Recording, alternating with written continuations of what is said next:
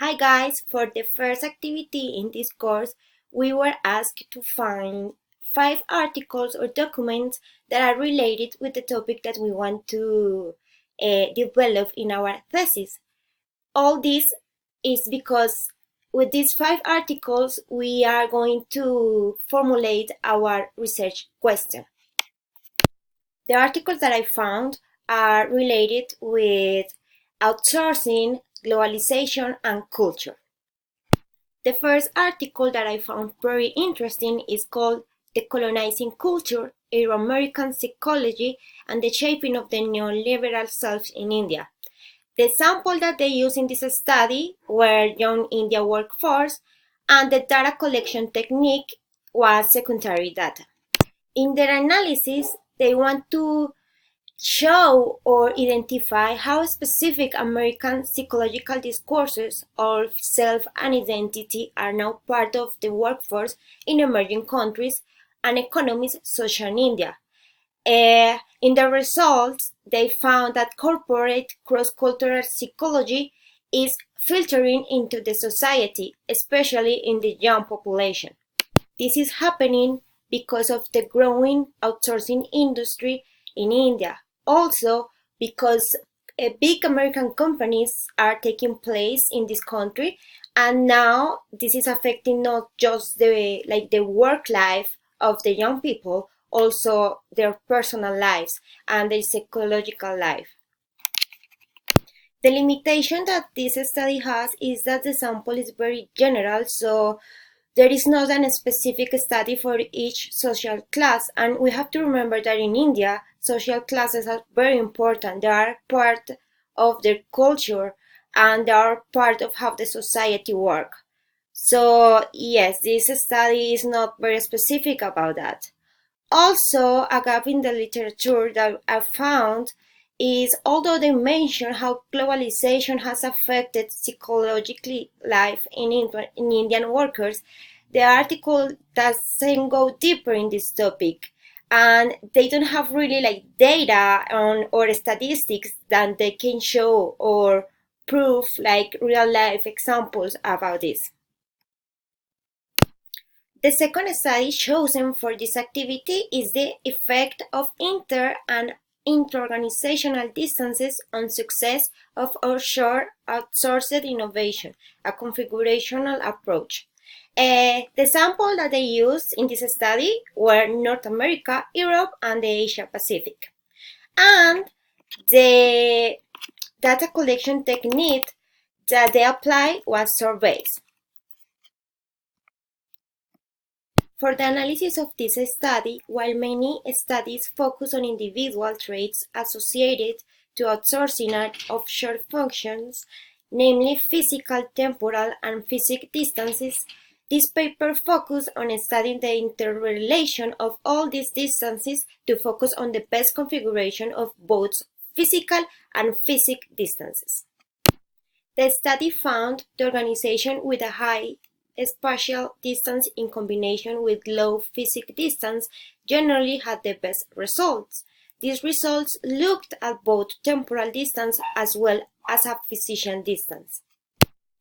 2 major limitations were expressed in this article. The first relates to the focus of only 4 distances in the study: physical, temporal, cultural, and linguistic.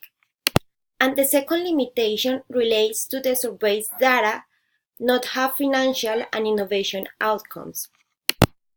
The gap that I found in the article is, although it seems to make a casual inference on the importance of psychic distance and its overall impact on the success of the analyzed projects, it doesn't do a deep dive into the specific correlation. Next, we have our third article, what is named "The Relationship Between National Culture and the Use of Professional Services, Evidence from 2 Cross-Country Studies." The sample of this study are 12 countries in Europe. Also, they use secondary data from the Management Organization and Innovation Survey of the European Bank and from the World Bank. For the analysis of this study, they apply an organizational buying behavior theoretical lens and view organizational buying decisions as influenced by the cultural environment and interpersonal relationships. The findings of this study show that culture plays a crucial role in the first step of organizations' purchasing process, what is the decision of use external consulting service. Also, there is a conceptual link between cultural dimensions and the use of management consultants. Countries with high uncertainty avoidance prefer not to use outsourcing. The major limitation of this study is the methodological design of the study does not allow them to directly assess clients' perceived uncertainty. And a gap that I found is that this study doesn't include Latin American countries in the sample, which will be a good addition because Latin American countries are now outsourcing destinations as well. So it could be good to add them to future investigations. Our next document is multi-level physics distance and its impact on SME internationalization. The sample that were used in this article are 6 Swedish SMIs, and the data recollection were through secondary data.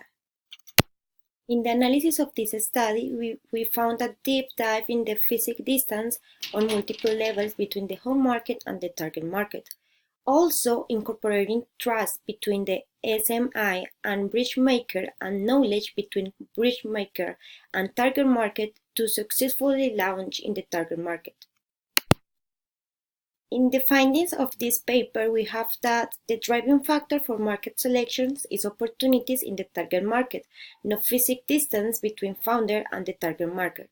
However, the collaboration between SMI and the bridge maker is of utmost importance.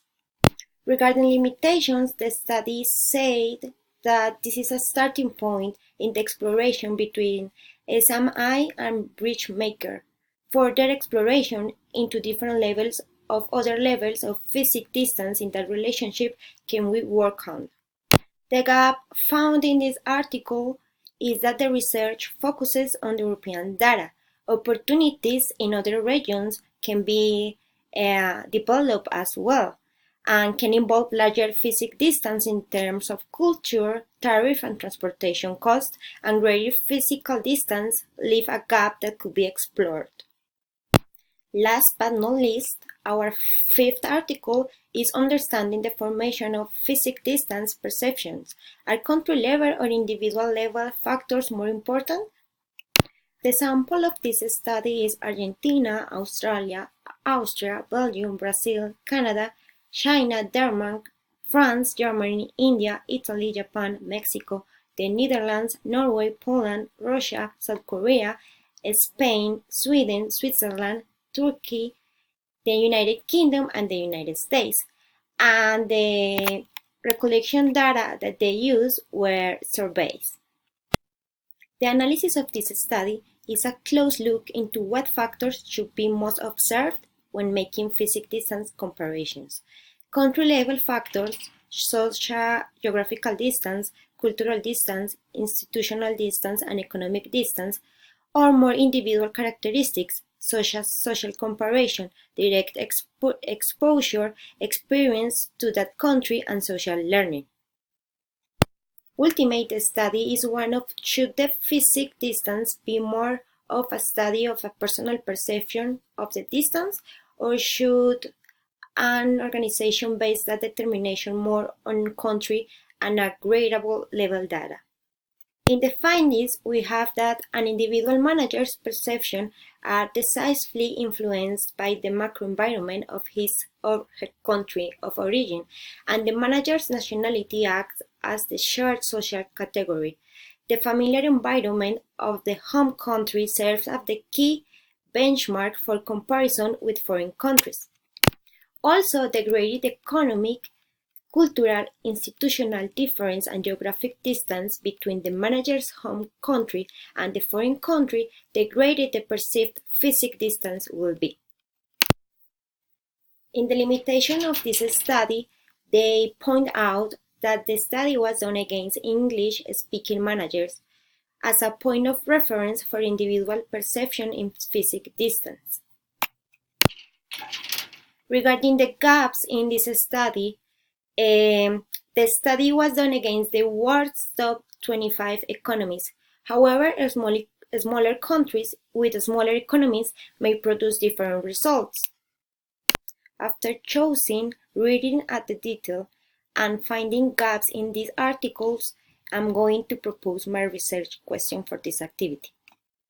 My research question is a study in Latin American companies, an exploration of psychic distance to effectively target offshore opportunities in the United States. I hope you enjoyed my video and see you all in the presential class. Bye!